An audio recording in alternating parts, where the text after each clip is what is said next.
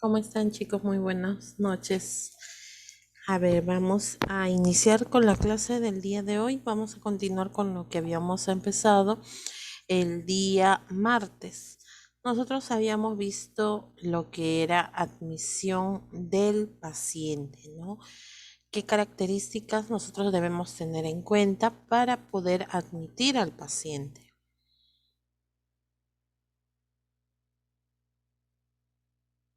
Ya pueden ver la diapositiva, ¿no?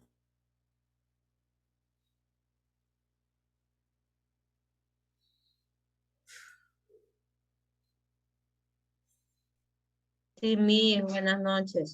¿Cómo están? Ya, a ver, entonces, nosotros, como les vuelvo a repetir, habíamos avanzado lo referente a admisión del paciente.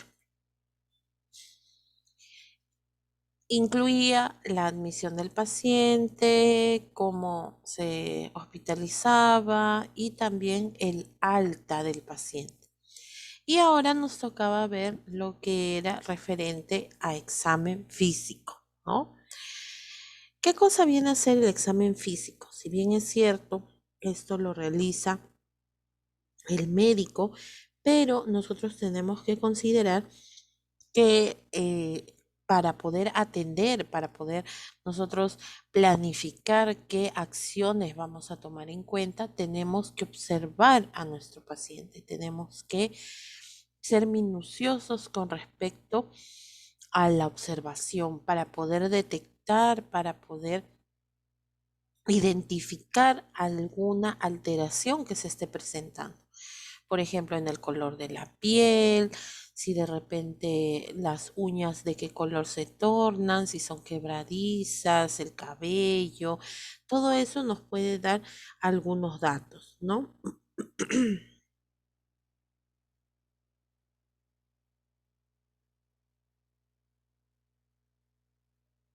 Listo. Entonces, como dice ahí, examen físico viene a ser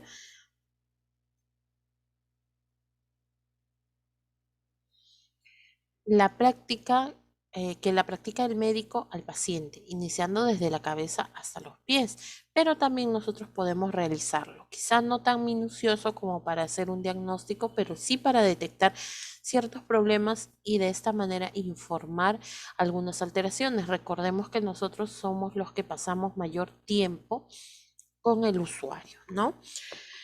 Y este examen físico en la historia clínica tiene un formato especial, ¿no? Forma parte de la historia clínica. Muy bien.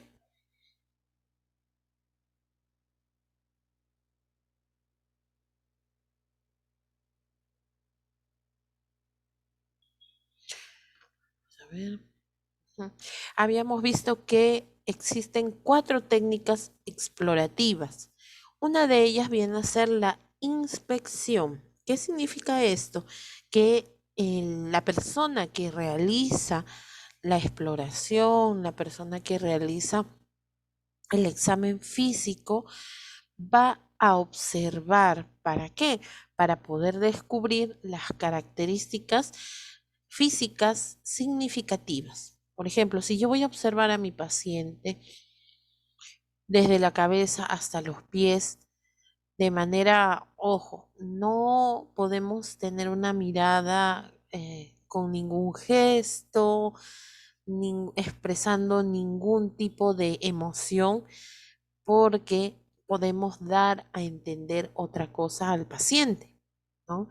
De repente el paciente puede pensar que nosotros nos estamos fijando en su forma de vestir, en su forma de actuar, y sin embargo nosotros lo que queremos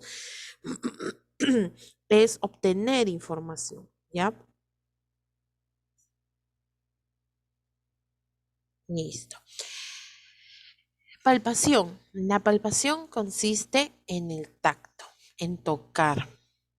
Consiste en examinar el cuerpo empleando el sentido del tacto con el objeto de determinar las características de órganos y de tejidos. Por ejemplo, una forma que nosotros tenemos de hacer palpación viene a ser lo que nosotros conocemos como el signo del pliegue.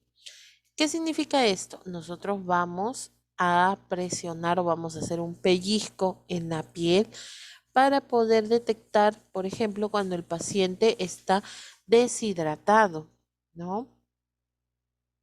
Entonces, de esta manera, nosotros vamos a poder identificar si la persona está hidratada o deshidratada.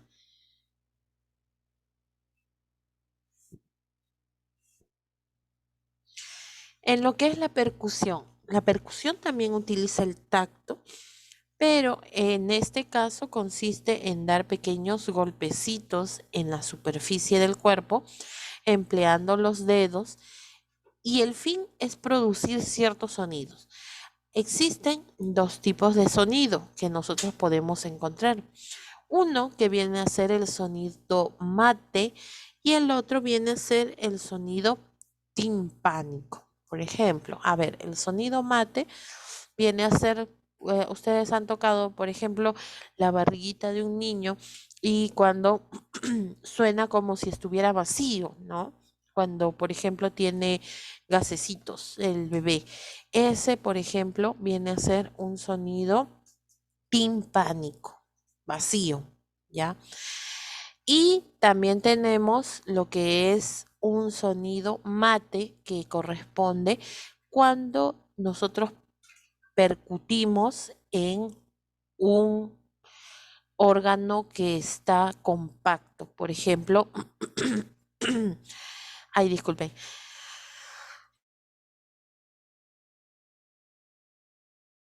Por ejemplo, en un órgano que está compacto. Por ejemplo, el hígado, ¿no? El hígado no es un órgano hueco, por lo tanto tiene un sonido diferente, ¿no? Y por último, lo que es la auscultación. En la auscultación nosotros vamos a escuchar, vamos a utilizar el sentido de la audición. Y esto puede ser en diferentes órganos. Por ejemplo, ¿qué órganos podemos escuchar?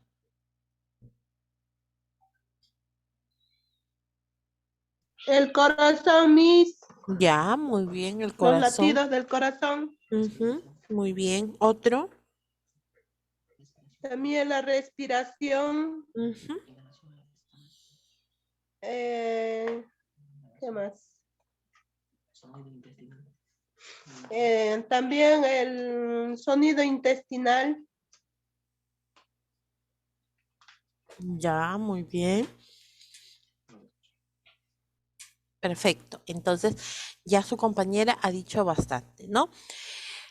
Se puede escuchar los latidos del corazón, se puede escuchar la respiración, cómo pasa el aire Se han en dormido, los creo, pulmones. Miss. Ay, no sé. ¿Qué les ha pasado, no, Urbano?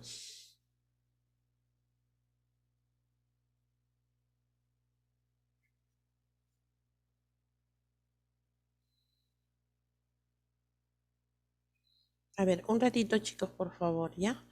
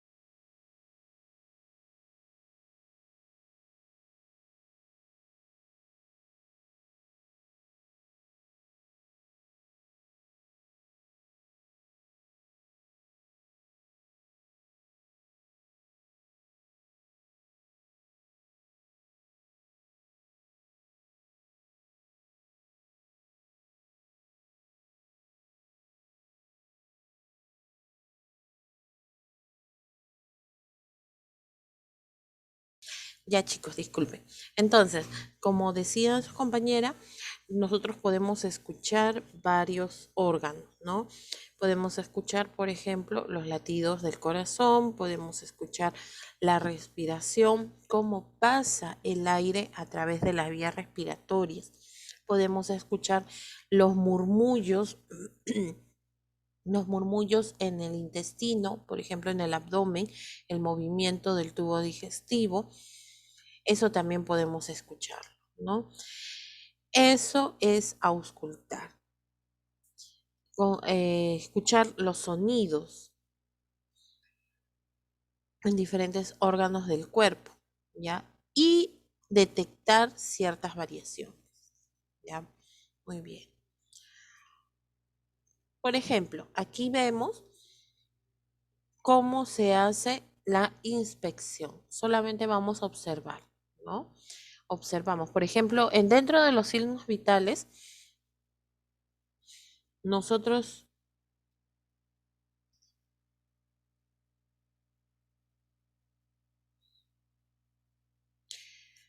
tenemos que observar sin avisarle. ¿Por qué?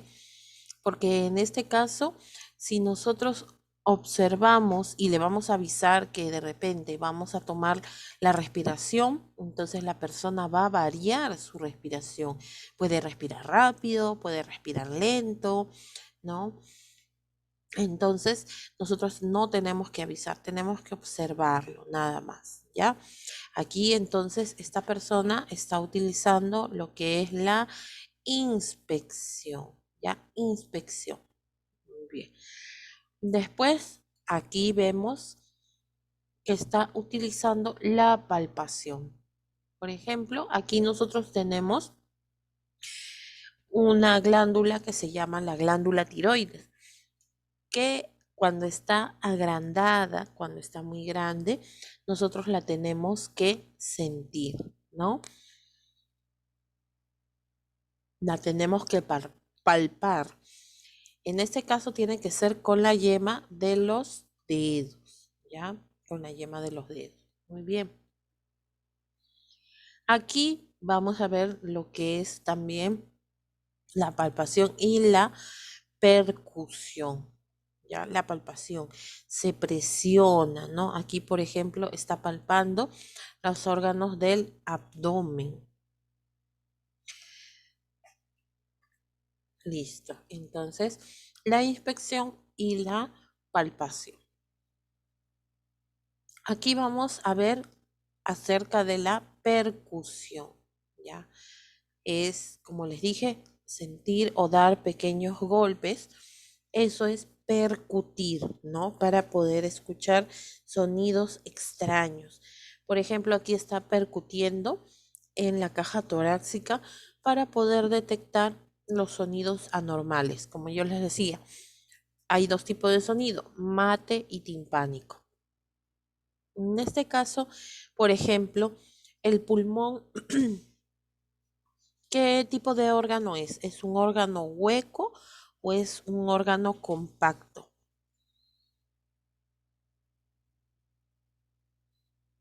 A ver, ¿qué dicen? Compacto, Liz. Compacto. Compacto. O sea que no tiene un espacio libre. Está todo lleno.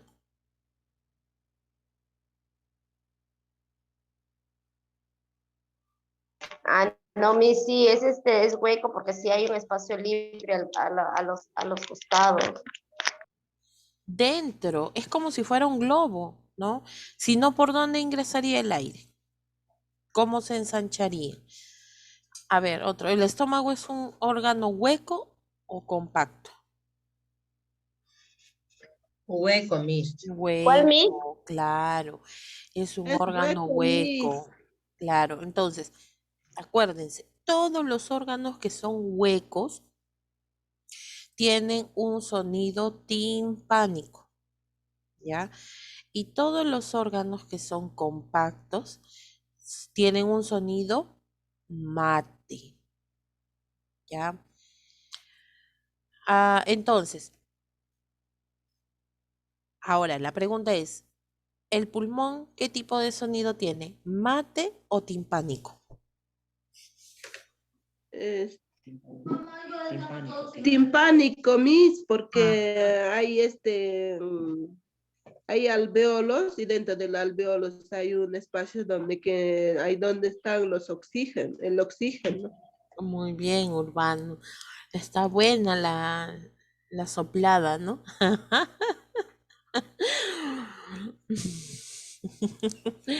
Muy bien, entonces en este caso, claro, lo normal es que sea timpánico, pero por ejemplo, aquí está haciendo la percusión y si encuentra un sonido mate, significaría que los pulmones están llenos. ¿De qué estarían llenos? De secreciones. ¿Y eso qué nos podría dar a sospechar? Que probablemente está con una neumonía, ¿ya? Entonces, así, de esa forma se utiliza la percusión. Y en el caso de la ocultación, lo puede hacer directamente con el oído o se puede hacer con el estetoscopio, ¿no? Mayormente se usa el estetoscopio porque es mucho más seguro para poder escuchar los sonidos internos del cuerpo. Asistencia de enfermería durante el examen clínico. ¿Qué es lo que nosotros podemos realizar? ¿Qué es lo que podemos hacer? Dentro de los objetivos tenemos ayudar al médico a establecer un diagnóstico y la terapia adecuada. Ya les vuelvo a repetir, la mayoría del tiempo enfermería está constantemente con el paciente, entonces nosotros podemos detectar algo que de repente se le puede haber pasado al médico, ¿ya? Y nosotros podemos informar, porque estamos 24 horas nosotros, ¿no? Claro, o sea, no específicamente 24 horas, sino que cumplimos nuestro turno y normalmente estamos cerca del paciente. Entonces podemos detectar alguna alteración. Esto lo informamos y lo registramos también en la historia clínica. Informamos para qué? Para que el paciente pueda tener un mejor diagnóstico, ¿ya? Permitir establecer un plan de cuidados de enfermería. De acuerdo a lo que tenga el paciente, entonces nosotros vamos a ver qué actividades o qué acciones vamos a realizar, ¿no? Por ejemplo, si yo detecto que mi paciente tiene una dermatitis, ¿qué acciones puedo hacer yo?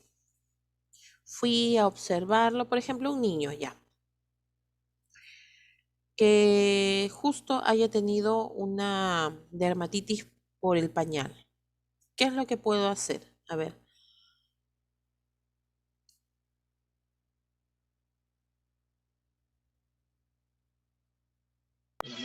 Miss, ¿qué dijiste? No escuché bien, está lento la señal. ¿Qué es lo que puede hacer si yo detecto, por ejemplo, si un paciente o en este caso un niño tiene una dermatitis por pañal? ¿Qué es lo que puedo hacer? ¿Qué acciones puedo hacer? Que puede utilizar solamente gasa, Miss, Ya, y ¿qué ya otra no el cosa? pañal porque va a seguir irritándolo. Y Ya, muy ponerle bien. cremita para la escaldadura. Claro, ya. Entonces, su compañera, por ejemplo, ha dicho eso, ¿no? Me va a colocarle lo que es, pues, una crema para evitar la escaldadura, porque esa es la dermatitis por pañal, ¿no? La famosa escaldadura. Va a evitar el uso de ese pañal, puede utilizarse otras alternativas, ¿no? O dejarlo más tiempo sin pañal para que esa piel pueda ir regenerándose, cambiarlo con más frecuencia. Entonces, de acuerdo a lo que yo he visto, de acuerdo a lo que yo he encontrado, entonces me voy a planificar, voy a saber qué hacer, qué cuidados voy a realizar, ¿no? Esa es la finalidad del examen clínico, ¿no? Tercero, brindar confianza y apoyo emocional al paciente antes, durante y después del examen. No es que nosotros vamos a llegar sin saludar y le vamos a decir, ya apúrate, estira el brazo, ni siquiera le voy a explicar qué voy a hacer, nada, le saco la chompa, de repente lo destapo. Entonces, ¿cómo se va a sentir ese paciente? Imagínense ustedes si estuvieran en esa situación o han pasado por esa situación. Entonces, ¿cómo se sentiría? Siempre tenemos que pensar en el paciente como si fuera un familiar, como si fuéramos nosotros mismos. Entonces, ¿cómo me gustaría a mí que me traten si yo estuviera hospitalizada? Entonces, por eso es importante que se le dé confianza, ¿no? Antes de qué manera nosotros le vamos a hablar, le vamos a conversar, nos vamos a presentar, le vamos a decir qué procedimiento vamos a hacer, ¿no? Durante el procedimiento hay que seguir dándole apoyo porque de todas maneras el ser humano siempre tiene temor a todo lo nuevo, siempre tiene miedo, ¿no? Entonces, tenemos que evitar que esa persona desconfíe, porque si no, no nos va a ayudar, no va a colaborar. Y al finalizar el examen, nosotros tenemos que dejarlo cómodo. No es que llego, lo destapo, lo descubro, estoy violando su privacidad y lo voy a dejar así. No, tengo que usar un poco mi criterio, pues, ¿no? Y cuarto objetivo, mantener la debida individualidad del paciente en todo momento, ya sea con el aislamiento o cubriendo al paciente. ¿Qué significa esto? Si bien es cierto, el paciente va a ser revisado, nosotros tenemos siempre en todo momento que cuidar su pudor. Tenemos que utilizar un biombo, un separador, podemos utilizar cortinas, podemos utilizar inclusive, si no tenemos todos estos elementos, entonces con su misma sábana podemos ir solamente descubriendo la parte que se va a examinar, nada más. No es descubrirlo por completo, ¿no? ¿Ya? Entonces esos son los Sí, objetivos. Ujú. Sí, dime, pero Urbano. en la maternidad a veces no es así, Miss, no hay tanta privacidad. También depende de cada personal, ¿no? De cada, Ajá. porque si no, hay como si nada, y ahí o sea, no hay privacidad, pues, porque muchas veces yo vi y también a mí, ¿no? Me ha pasado igual cuando di a luz a uno de mis hijos. Ujú. mm, Y Mm, a veces uno se siente incómodo, pues. definitivamente. Entonces, mira, ya tú lo has vivido en carne propia. Entonces, eso te va a dar una idea de cómo se siente el paciente, ¿no? Entonces, para evitar ese tipo de situaciones, nosotros no tenemos que copiar lo que hacen los demás, sino tenemos que ser originales, tenemos que seguir nuestro propio instinto, ¿no? Utilizar nuestro criterio. Así el resto haga de otra forma, ¿no? Pero nosotros tenemos que hacer lo correcto, ¿ya?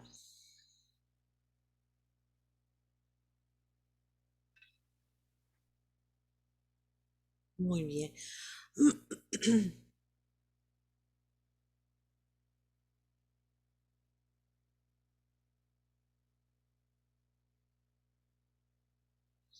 Listo, vamos a continuar. ¿Qué equipo vamos a necesitar? ¿O qué es? Y esto es importante conocerlo porque a veces cuando el médico nos pide apoyo, nosotros tenemos que conocer los equipos que se utilizan, ¿no? Por ejemplo, en este caso, ¿qué es lo que va a utilizar? Va a utilizar la linterna. No es una linterna grande, es una linterna pequeña. ¿Alguien tiene una idea de por qué se utiliza una linterna? En lo que es Para la, examinar los órganos los ojos, ajá, para examinar los ojos, ¿no? Las pupilas, también especialmente. para las amígdalas también. Claro, partes del cuerpo que no se pueden visualizar con la luz que tenemos, ¿no? Entonces necesitamos otra luz de apoyo, por eso es que se usa la linterna, ¿ya? Y se usa la linterna de luz blanca de preferencia, no la de luz amarilla, porque eso nos puede dar otro tipo de alteraciones, ¿no? La luz amarilla tiene un tono diferente. El estetoscopio, como ya lo dijeron, es para poder escuchar los sonidos en nuestro cuerpo. El tensiómetro para tomar la presión arterial, que eso lo vamos a ver el día martes, ¿no? El martillo de reflejos. El martillo de reflejos viene a ser un equipo bastante útil que lo utilizamos para poder, pues, como dice ahí, para poder comprobar los reflejos de una El persona, reflejo. los Sí, reflejos osteotendinosos. ¿Dónde tenemos reflejos? Mayormente en las articulaciones. Tenemos en reflejos la- en las rodillas, en el codo, tenemos reflejo en el músculo bíceps, tenemos reflejo en la fosa antecubital, ¿no? Entonces, existen muchos lugares puede, donde se puede tomar los reflejos, ¿no? Y es Miss, un martillo especial de goma. Sí, dime, Choxe. Miss, ¿a qué llama reflejo? No, no la entiendo. Allá. A ver, algo sencillo. La mayoría de ustedes, no creo que ninguno, no se haya golpeado el codo. ¿Se han golpeado el codo alguna vez? ¿No es cierto? ¿O nunca se han golpeado el codo? ¿De casualidad se han golpeado el codo? Sí, Sí, ¿Tú, Choxe, no te has golpeado el codo? Con la sí, pared. Miss. Ya, ahora, cuando tú te has golpeado el codo, ¿no has sentido como una especie de electricidad en tu antebrazo? Como una especie Sí, de dolor, ¿no? Entonces, claro. eso, claro, en esa articulación nosotros tenemos un tendón, así se llama. O sea, el músculo, a ver, voy a dibujarlo acá para que me puedan comprender. En este caso, nosotros en Mis, es un movimiento involuntario, ¿no? ajá, es un movimiento involuntario. ¿Qué pasa? Nosotros tenemos los músculos, ¿no? El músculo, al final, al momento de unirse a los huesos, tienen una parte que se llama tendón, así se llama, ¿ya?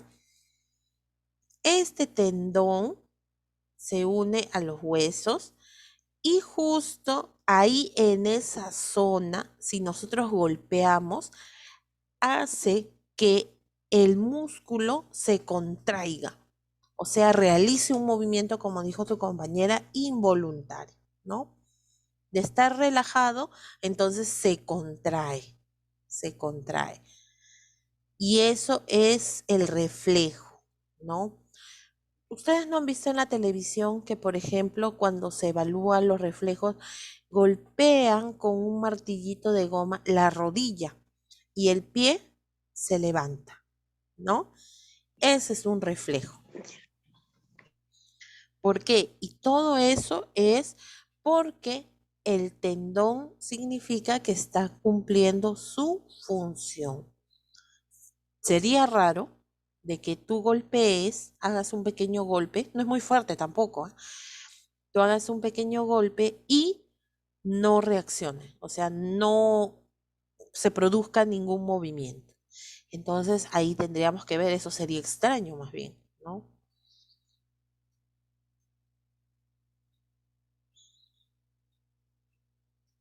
Listo, Choxe, no te preocupes que en la siguiente clase nosotros Sí, vamos a Miss, ya la hacer, entendí. de todas maneras vamos a hacer la demostración, ¿no? Para que ustedes puedan comprender. No se preocupen. Vamos a La hacer la parte, práctica, Miss. sí, la parte práctica vamos a hacer. Yo sé que muchos de ustedes no tienen estos materiales, pero por lo menos para que puedan observar cómo es que se hace, ¿no? Listo, muy bien. El bajalenguas. ¿Para qué se utiliza el bajalenguas? Y por ahí ya lo dijo su compañero Urbano. Para revisar la salida, la Miss. para revisar la cavidad bucal, especialmente el fondo de la garganta, ¿no? Porque cuando nosotros abrimos la boca para que nos revisen la garganta, cuando ustedes dicen la lengua tiende, o nosotros tenemos la tendencia de colocar la lengua hacia arriba. Entonces, para poder bajar o presionar la lengua, que es un músculo, entonces necesitamos el bajalenguas, ¿no? Listo. Muy bien.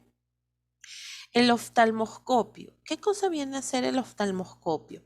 Viene a ser un equipo que utiliza el médico para poder visualizar los ojos, el fondo de ojo, ¿no? Y con esto puede detectar ciertas alteraciones en la vista, como por ejemplo cataratas, puede detectar problemas a la retina, ¿no? Por ejemplo. Ese es el oftalmoscopio. El otoscopio, igualito. Así como el otoscopio viene a ser un equipo pequeño nada más que viene a ser como una especie de linterna, tiene su propia luz para poder visualizar que si es otoscopio, dónde o qué parte del cuerpo visualiza.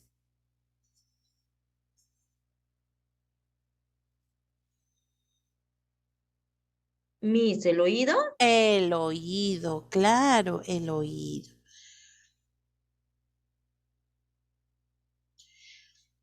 El oído, ¿no? Y esto sirve para poder visualizar el tímpano, porque es el tímpano, nada más se puede ver. Ojo, también.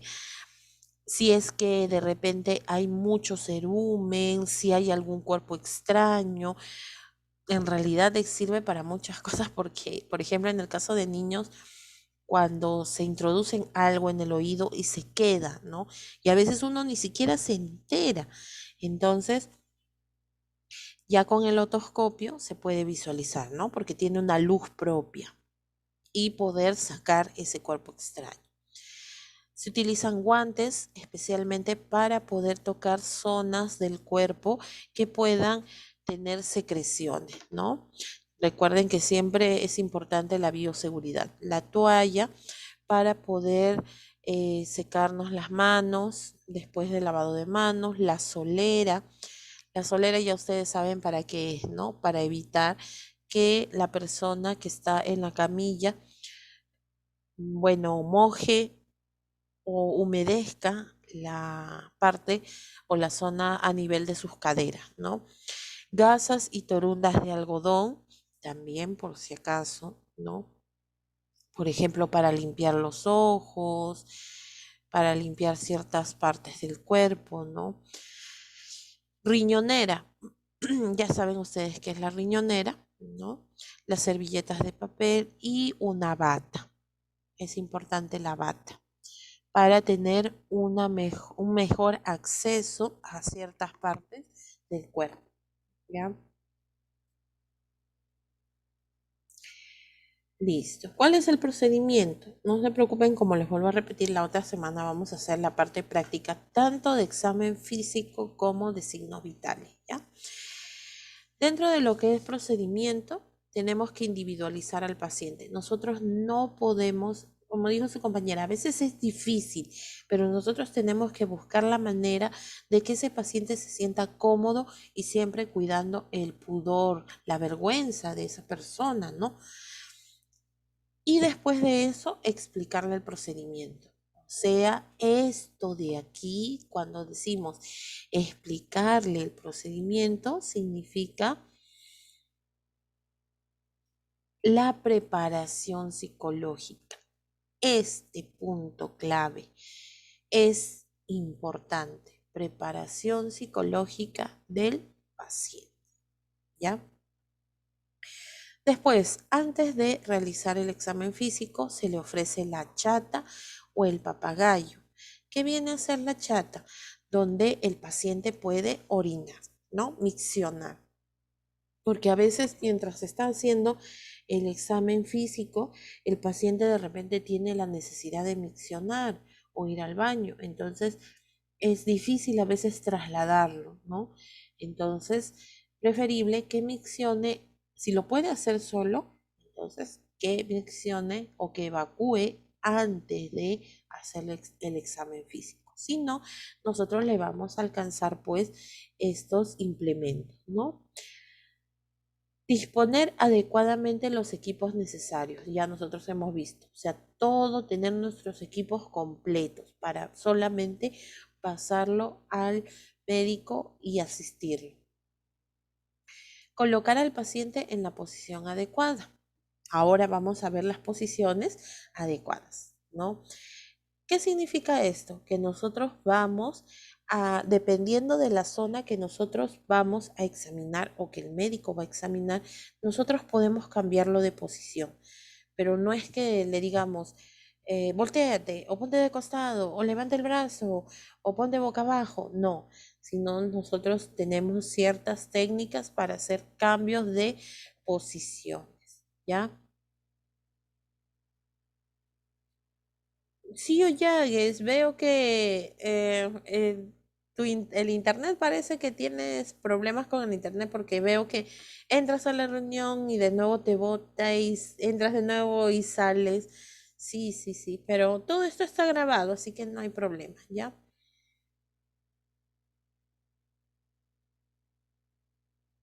Muy bien. Entonces, como les decía, debemos colocarlo en una posición adecuada. En las siguientes diapositivas vamos a ver cuáles vienen a ser las posiciones que se adopta, que se conoce como posiciones anatómicas, ¿ya? Dejar al paciente cubierto con la sábana superior es importante. Como les dije, podemos nosotros sacar la colcha, la frazada, pero siempre dejándolo cubierto con la sábana, ¿no? Y a medida que se va explorando, nosotros vamos a ir descubriendo. Si nosotros vamos a explorar la zona del tórax, solamente vamos a descubrir el tórax, o sea, bajamos la sábana hasta la cintura. Si vamos a evaluar los miembros inferiores, cubrimos la parte superior y descubrimos o levantamos la sábana hasta las rodillas o hasta los muslos. Vuelvo a repetir, eso es cuestión también de criterio del personal de salud, ¿ya? Mantener las reglas de asepsia durante el examen. Nosotros debemos tener como básico ahora nuestro equipo de protección personal, debemos tener nuestros guantes, debemos tener también alcohol en gel. Y posteriormente, cuando ya hayamos finalizado, lavarnos las manos, ¿no? Obviamente que antes también tenemos que lavarnos las manos. Guardar prudencia y seriedad durante el examen. O sea, esto quiere decir que nosotros no le vamos a hacer bromas de mal gusto al paciente. Hay que tener mucho tino y mucho cuidado porque no todas las personas pueden reaccionar de la misma manera, ¿ya? La inspección empezará por la cabeza. Siempre tenemos que utilizar el sentido que se llama de la parte cefálica a la parte caudal. Cefálica a caudal. ¿Qué significa eso? ¿De dónde a dónde voy a ir?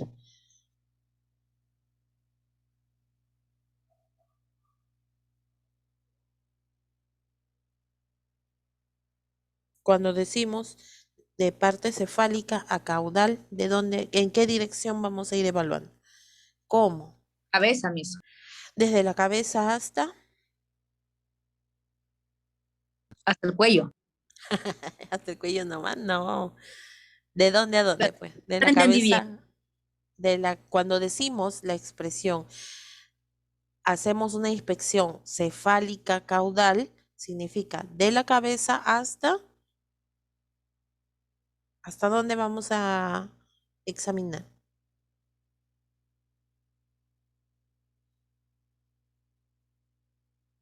Hasta la cintura, Miss, toda la columna. Hasta los pies, hasta Ah, los pies. La expresión cefálica caudal es de la cabeza hasta los pies. Acuérdense, en esa dirección nosotros vamos a explorar. Por eso dice, se va a empezar por la cabeza, donde se va a examinar la parte anterior, o sea, el rostro, ¿no? La cara, empezamos por los ojos, por las fosas nasales, por la cavidad bucal, por los oídos, después vamos a ir al cuello, después vamos a lo que es el tórax y así vamos a ir bajando, ¿no? Después de haber finalizado todo el tórax, vamos a explorar la parte posterior que viene a ser la de la espalda, ¿no? Y por último terminamos con los miembros inferiores, ¿ya? Genitales y los miembros inferiores.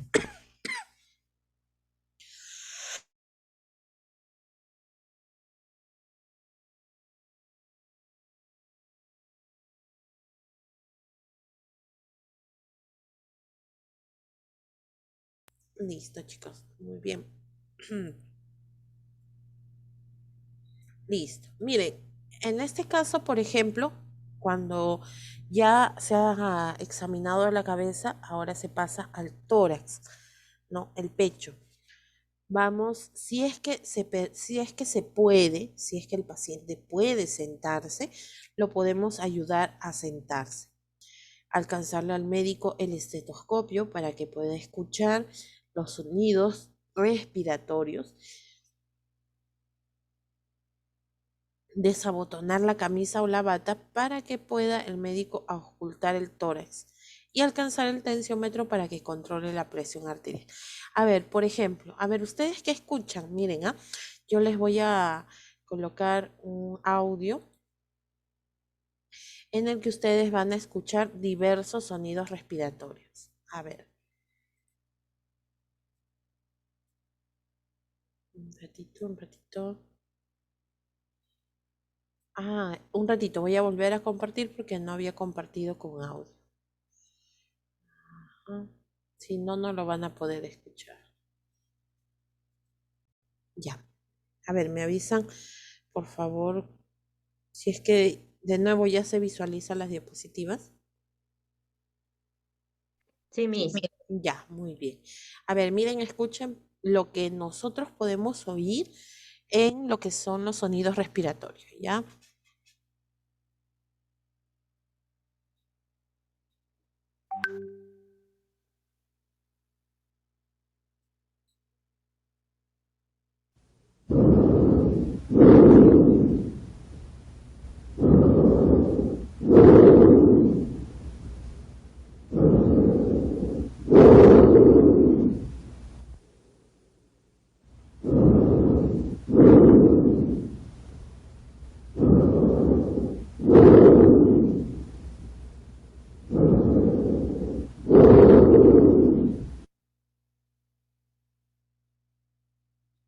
Ya, a ver, les pregunto, ¿esa respiración es normal?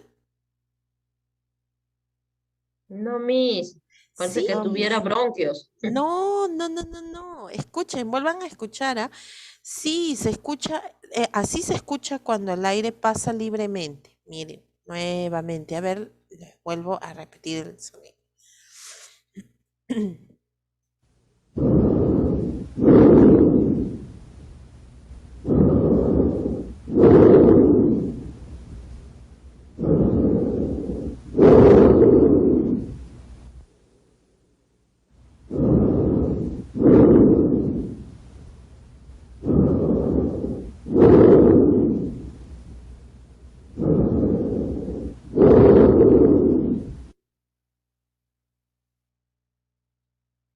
Listo, ya ven, entonces así se escucha la respiración normal. Pasa libremente, ¿no? El aire cuando la persona respira, toma aire, se está en el proceso de inspiración y en el proceso de expiración, ¿ya?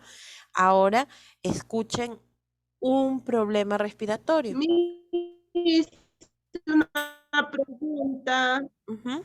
A ver. Sí, dime, te escucho. Allá, Miss. Miss, sí, ¿qué agripado con la flema? ¿No? ¿Esa flema dónde está? ¿En los pulmones o en qué parte está en el este? Depende, es que hay que en los escucharlo bronquios? es que hay que ¿Y cómo es la respiración?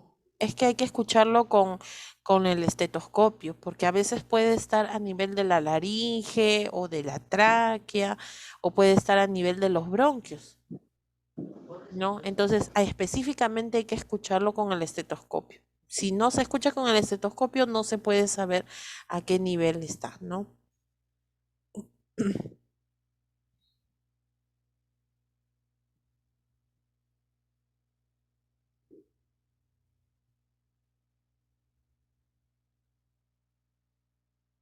¿Ya? Entonces, ojo, lo que nosotros hemos escuchado es la respiración normal. Ahora vamos con la primera alteración. Escuchen bien, ¿ya?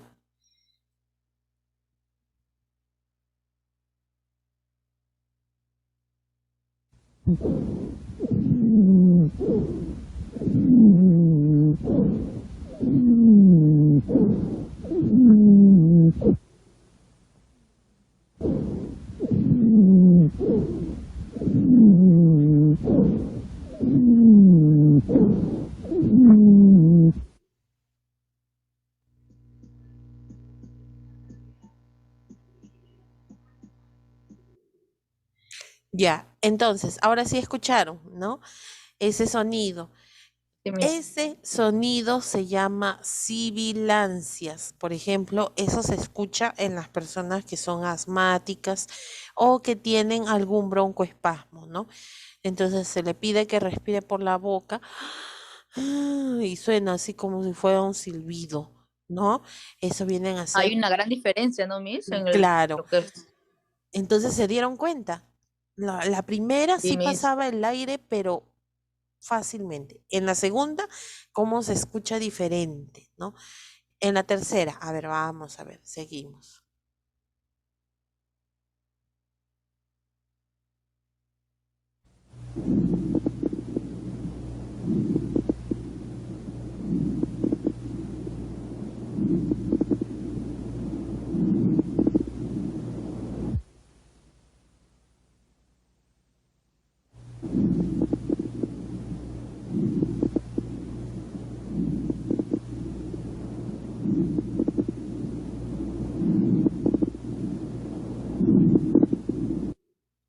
¿Cómo escucharon? A ver, ¿qué parecía?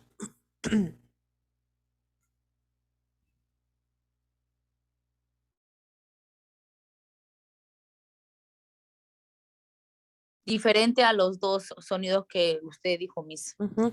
Sí, pero ¿qué parecía ese sonido, el último que han escuchado? Eso se llama crepitantes, pero ¿qué Como parece? un canto. ¿Como un carro? No, como un canto. Ah, no, parece como si fueran, estuvieran reventando burbujas, ¿no? Como si fueran burbujas de aire, o parece que estuvieran, eh, parece que estuviera, formándose burbujitas, ¿no? Y así se escucha también, ¿no? Ese es el crepitante. Y el último, otra alteración. A ver.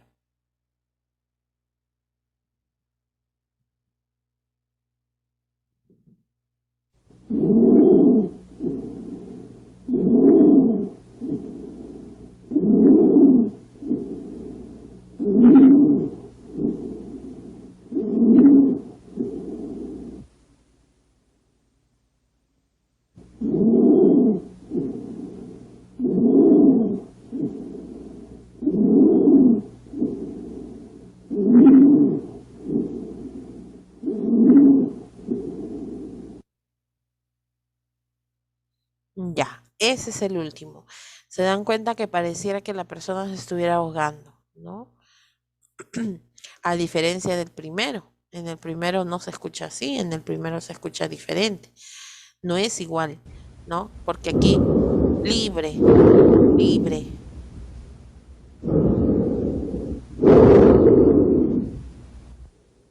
libre, ¿no? En cambio, al último, no. Ajá.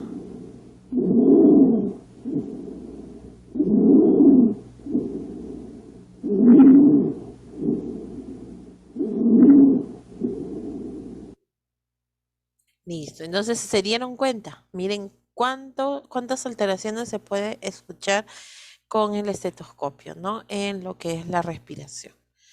Listo. Otro. También se pueden escuchar los latidos cardíacos. A ver, aquí está un sonido. Vamos, vean. Vamos a subir el volumen. Ya.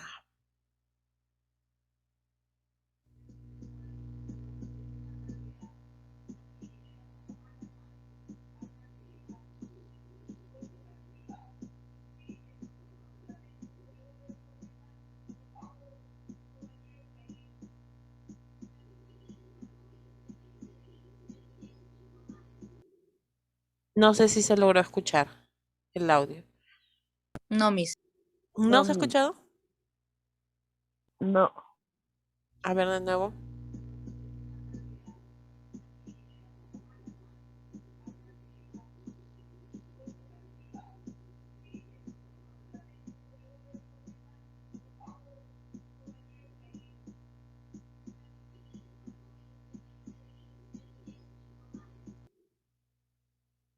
Ahora sí, ¿escucharon un poquito el latido del corazón? Tuc, tuc, tuc, tuc. Suena, pues, ¿no? Lup, dup, lup, dup, lup, dup. Pero es algo rítmico. Eso es lo que va a escuchar el médico, ¿no? Listo. Muy bien.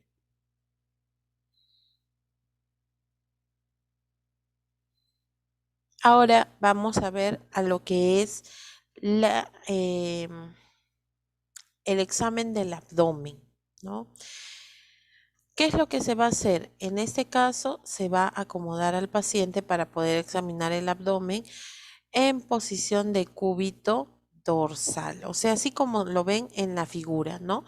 Esto es de cúbito dorsal, o sea, boca arriba, está apoyado sobre su espalda, sobre el dorso de su cuerpo, ¿no?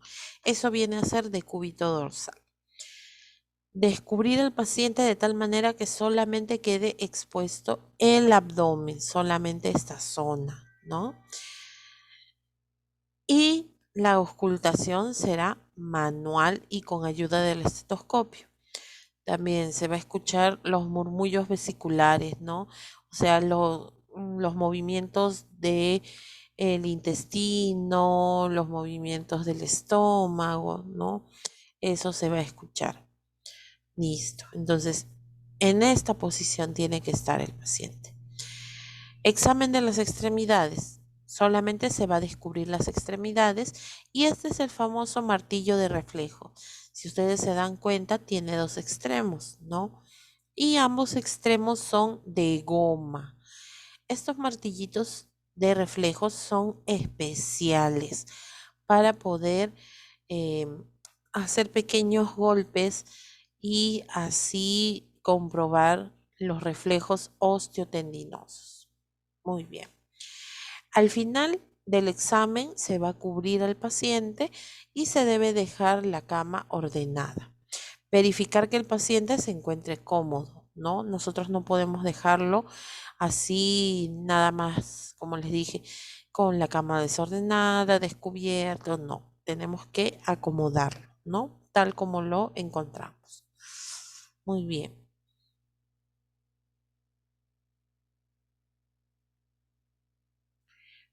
Vamos a ver las posiciones, disculpe, utilizadas para ayudar a los exámenes clínicos del paciente. ¿Qué significa? Que en este caso nosotros vamos a colocarlos en diferentes posiciones, pero tenemos que ver primero la posición anatómica. Posición es una posición erecta, o sea, de pie, ¿no? Debe estar bien erguido, con los brazos a los costados del cuerpo y las palmas dirigidas al frente. Esta es la primera posición, la posición anatómica, ¿ya? Listo.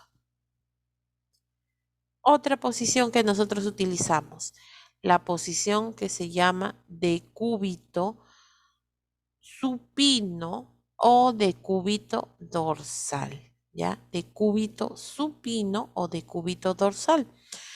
¿Por qué se le llama también decúbito dorsal? Como ya les había mencionado, está recostado sobre el dorso de su cuerpo, o sea, sobre su espalda.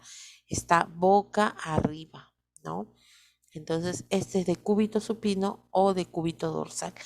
¿Por qué estas partes están, estos puntos están de color rojo? Estos puntos quiere decir que vienen a ser las zonas cuando tenemos a un paciente mucho tiempo echado en la misma posición. Estos puntos pueden presentar úlceras o escaras. Entonces nosotros debemos tener cuidado, ¿no? Aquí tenemos, por ejemplo, la cabeza, el omóplato, o sea, el hombro, en la zona del hombro, los codos, el sacro, o sea, al final de la columna vertebral, lo que son los talones. Esas partes son las más sensibles cuando nosotros vemos lo que es esta posición de cúbito supino o de cúbito dorsal, ¿ya? La otra posición es de cúbito prono o de cúbito ventral. De cúbito prono, boca abajo. O de cúbito ventral, ¿por qué? ¿Por qué se le llama así también? Porque está sobre su vientre, ¿no? Sobre su abdomen. Listo. ¿Cuáles son los puntos más vulnerables en esta posición? Tenemos lo que es la mejilla, ¿no? El pómulo. Tenemos el acromión. Esto corresponde aquí, por si acaso, es así de esta forma. La mejilla, el acromión, ¿no? La parte anterior del hombro, esa. Después las mamas en el caso de las mujeres, los genitales en el caso de los hombres, las rodillas y los dedos, ¿no? Esas vienen a ser las partes que pueden generar úlceras o escaras, ¿ya? Pero vaya fijándose en las posiciones. Posición anatómica, vuelvo a repetir, de pie, con los pies juntos, con las manos hacia a los costados, ¿no? Tenemos decúbito supino. ¿Cómo pueden diferenciar? Coloquen su mano con la palma hacia arriba, ¿no? Con la palma hacia arriba, eso significa supino, boca arriba. Volteen su mano, entonces es decúbito prono. Sí, dime, Panduro, te escucho. Disculpa, ¿y qué tipo de exámenes más exactamente se hace con esas posiciones? Ah, Panduro, muy buena pregunta. Ese va a ser su trabajo de ustedes, porque justo ahí, Panduro es adivina, porque justo eso es lo que yo les voy a dejar en ese, al final. ¿Qué dice ahí? Ahí, en esa diapositiva.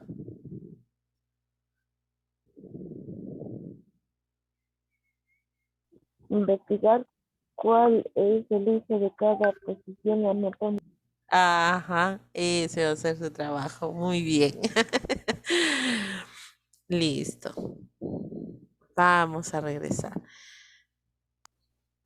Miss, yo que quería que me respondiera en qué tipo de exámenes se Miss, utilizaba. Sí, ¿cuántas posiciones hay, Miss? son aproximadamente 8, con ciertas variaciones.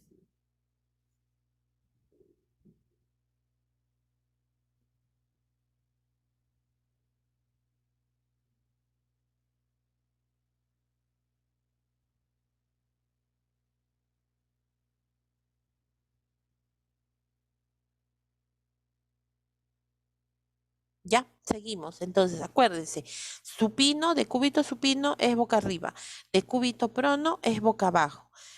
Pero acuérdense que puede tener estos dos nombres, ¿no? No son separados, viene a ser lo mismo. Decúbito supino es lo mismo que decir decúbito dorsal. Y decir decúbito prono es igual a decir decúbito ventral, ¿no?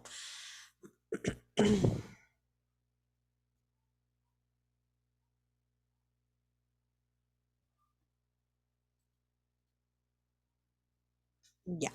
Ahora vamos a lo que es decúbito lateral, tanto izquierda como derecha. La que está en la parte de arriba, esta de aquí, este gráfico, el primero, ¿hacia qué lado está? ¿En qué decúbito lateral está? ¿Izquierdo o derecho?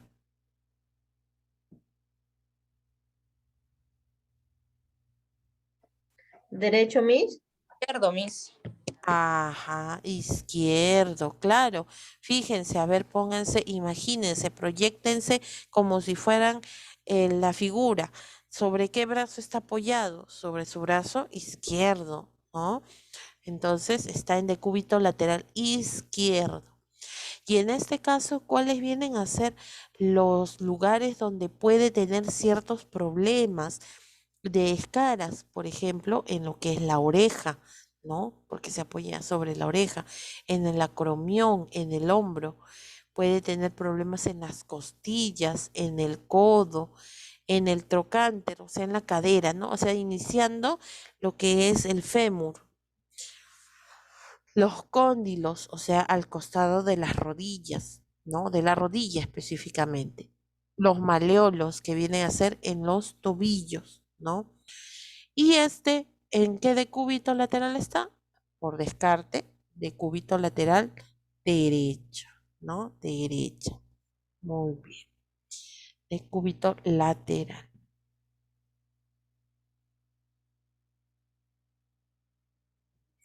Listo. Posición de Sims. La posición de Sims viene a ser una posición lateral modificada, pero miren, dense cuenta, hay posición de Sims izquierdo y posición de Sims derecho, ¿ya? A ver, en este caso,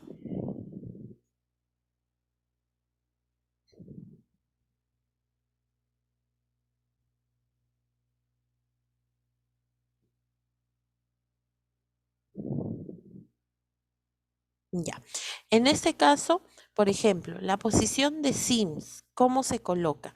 La persona se va a colocar de manera lateral, pero el brazo, si es Sims izquierdo, el brazo derecho lo va a colocar en forma de L delante de él, delante de su rostro, y el otro brazo lo va a estirar.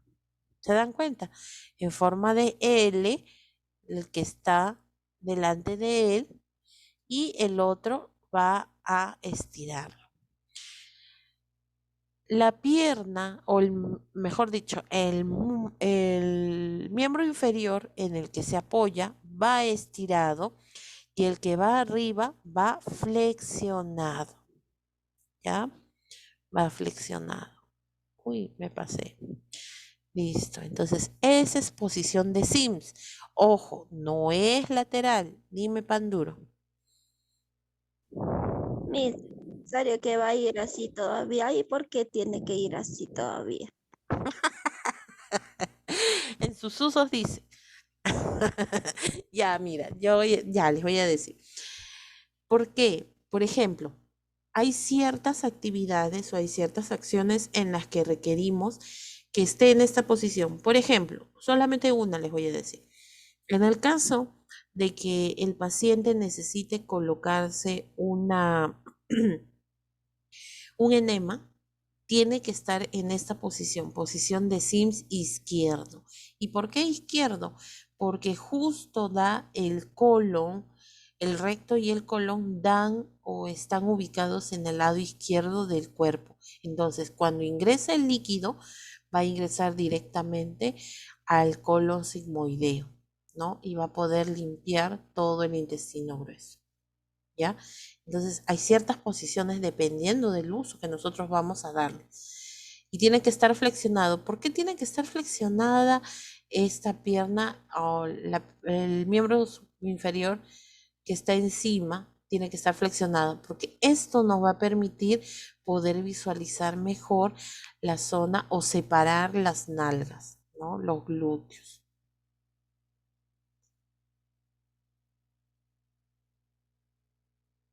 ¿Ya? Otro caso que nosotros podemos utilizar es cuando la mujer está gestando. Cuando la mujer está gestando, tiene que estar en esta posición, inclusive hasta puede dormir así. ¿Por qué? Porque esto le va a permitir descansar y va a poder apoyar el vientre, ¿no? No es como que se ponga en una posición lateral. Si se pone en una posición lateral, va a tener el vientre todo abultado y va a estar pues incómoda, ¿no? No, en cambio esta posición le va a permitir descansar mejor. Listo. Muy bien. ¿Esta cuál era? ¿Qué posición de Sims? ¿Izquierda o derecha? La primerita, la de arriba. Izquierda, Miss. Izquierda, posición de Sims izquierda. Derecha. Cállate. También quiere participar, por eso. Izquierda, ¿no? Izquierda, claro. La primera es izquierda. Y la de aquí es posición de Sims derecha, ¿no? Tiene también su estrategia o la forma para poder colocarlo en esta posición, ¿no? Para poder movilizarlo. También porque se les muestra las diferentes posiciones, no solamente para lo que es la inspección o para poder examinar al paciente, sino para hacer los cambios de posición y así evitar pues la formación de úlceras o de escaras, ¿ya? Listo. Esta viene a ser la posición Fowler. No me vayan a decir Fowler, no, es Fowler. Fowler. Posición, ay, no, ¿a quiénes le he escuchado que dicen flower? No sé de dónde me sacan esas nuevas palabras. Es Fowler, ¿ya? La posición Fowler viene a ser una posición sentada. ¿En qué ángulo está? Es un ángulo de 90 grados. Los pacientes tienen las extremidades superiores y la pelvis extendida, ¿no? Forma un ángulo de 90 grados y la espalda está recta. Eso significa que está sentado, ¿no? ¿Se puede mover la cabecera de esta forma, la de la cama, hasta 90 grados? Sí, sí se puede, ¿no? Sí se puede subir la cabecera, ¿no? Para poder colocarlo en una posición fold. Posición semi-fowler. Semi, no es completo. ¿Qué ángulos se consideran para la posición semi-fowler? Esta es una variación del anterior, ¿no? La semi-fowler es una variación de la posición fowler.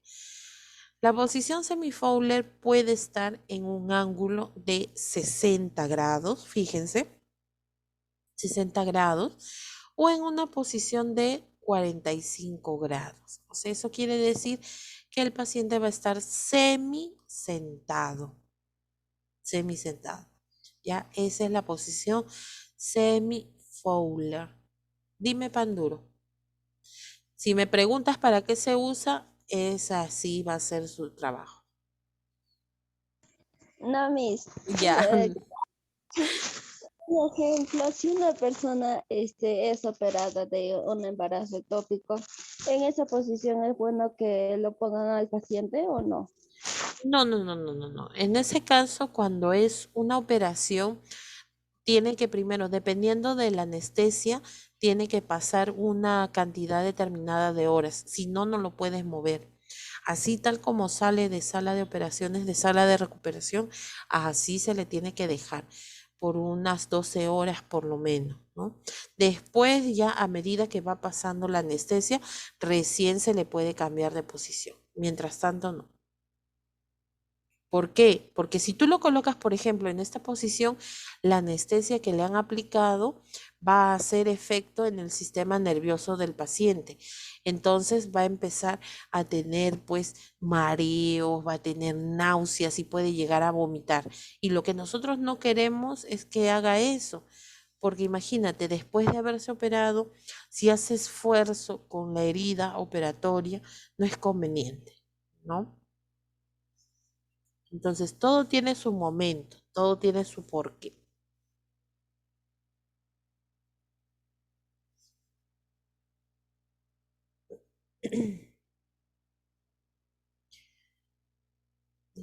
¿Alguna pregunta más? Si no, para continuar. Posición de litotomía.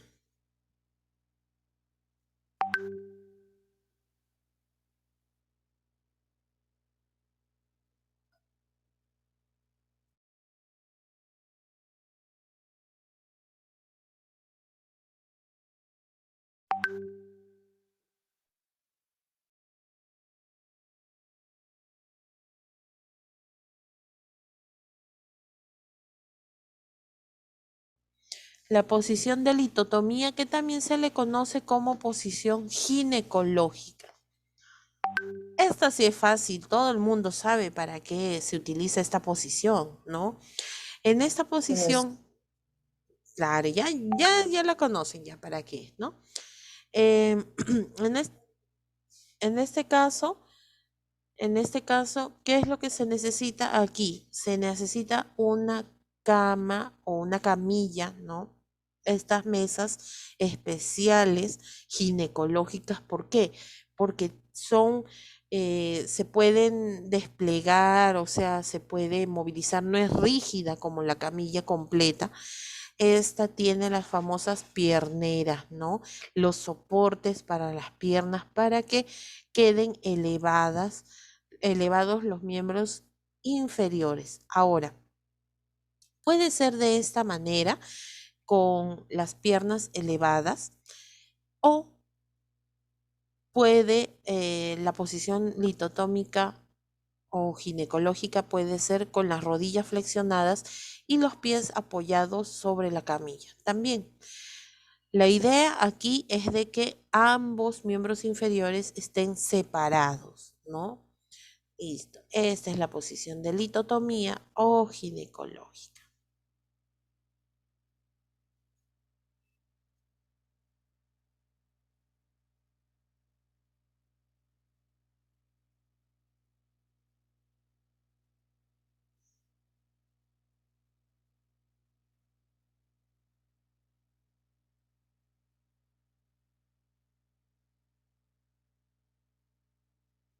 Ya, seguimos.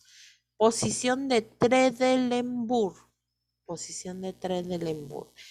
Esta posición de Trendelenburg también se utiliza, por ejemplo, en primeros auxilios, pero aquí tiene tiene unos usos específicos, ¿no? Algunos de repente saben para qué sirve. En este caso, la posición de Trendelenburg, ¿en qué consiste? En colocar los miembros inferiores por encima del nivel del corazón y de la cabeza del paciente. ¿Cuántos grados aproximadamente? Unos 45 grados, ¿ya? Posición de Trendelenburg. Los miembros inferiores por encima del nivel del corazón y de la cabeza del paciente, ¿ya?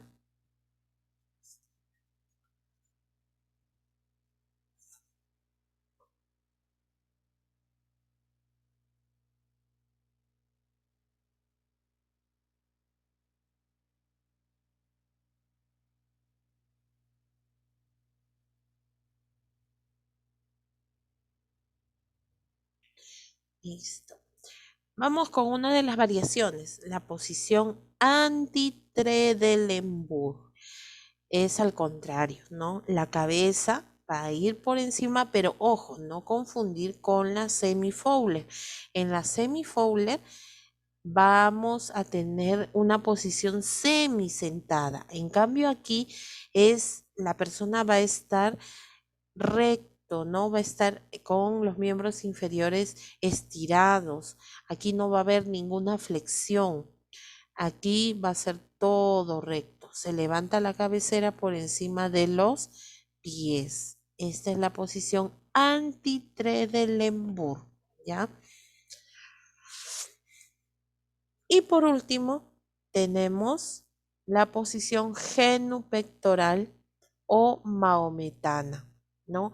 Así como los musulmanes. Ustedes han visto los musulmanes cuando oran y se agachan y se colocan hacia el suelo. Entonces, por eso se llama así, ¿no? Posición genupectoral o maometana. El paciente se va a apoyar sobre las rodillas, el tronco va a ir inclinado hacia adelante, los brazos cruzados y la cabeza va apoyada sobre los brazos, ¿no? Listo. Entonces, esa es la posición genupectoral o maometana. ¿Ya está? Listo. Muy bien. A ver, ahora sí.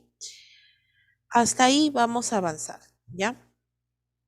Porque después lo que vienen a ser las funciones vitales. Eso lo vamos a ir haciendo el próximo martes. Voy a tomar asistencia. Disculpa que le corte. Las posiciones que vamos a investigar lo vamos a sacar de la diapositiva que usted está haciendo su clase, ¿verdad?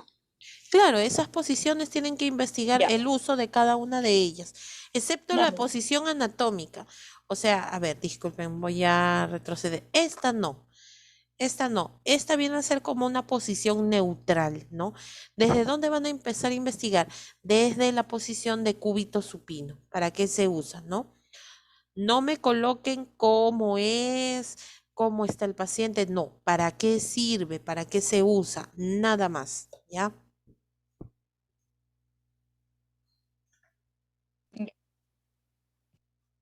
Listo.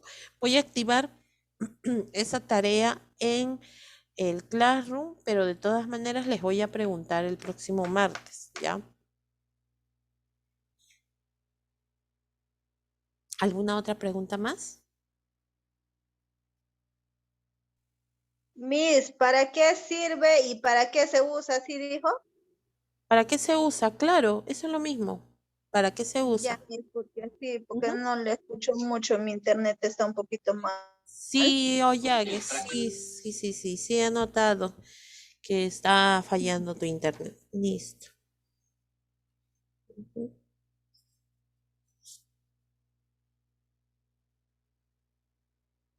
Muy bien. A ver, voy a tomar asistencia. Sencho,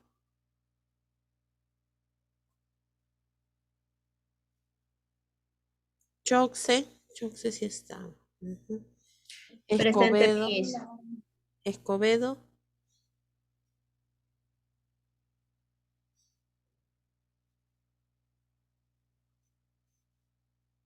Mendoza,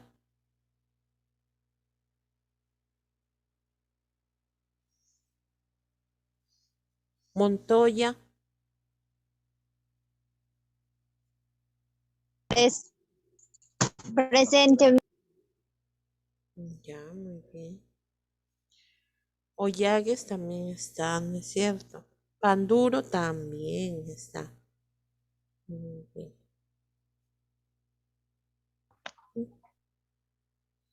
Pérez,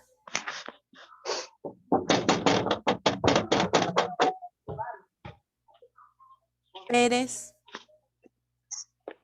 Yo tengo la llave. listo, Escobedo. Poma,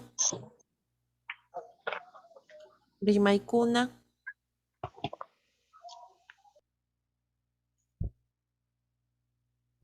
Presente, Miss, buenas noches. listo, Rimaicuna. Ruiz, Santorio, Presente, Miss. Buenas noches, Ruiz. muy bien, Ruiz. Santorio, Taco, listo, Santorio. Presente, Miss, buenas noches. Ya, listo. ¿Me escuchó, Miss? No, Urbano, si todavía no te he llamado. Tiyazuca. Miss, con la gripe, pero no escucho bien. Listo, muy bien. ¿Tiyazuca está? No la veo. Varios han estado. Ay, sí, ya vi, ya. Presente, Miss. Listo, muy bien. Están bien sanitos todos, ¿ah? Urbano, ahora sí, Urbano. No, Miss, está mal.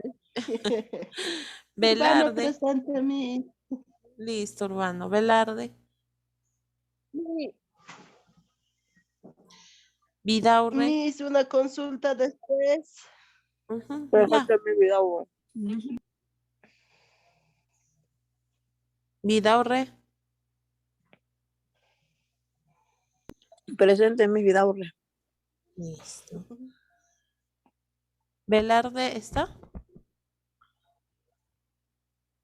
Sí, no. Listo, creo que no está. Ujú. ¿Quién me puso? Ah, ya, Pérez. Muy bien, listo, ya, ahora sí. Con esto finalizamos, chicos. Nos encontramos el próximo martes, ¿ya? Muy bien. Ahora voy a subir para que hagan la actividad número 2, ¿ya?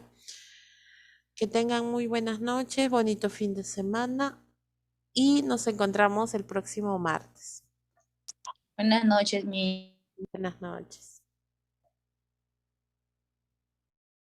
Hasta mañana, Miss. Buenas noches. Cuídense, cuídense.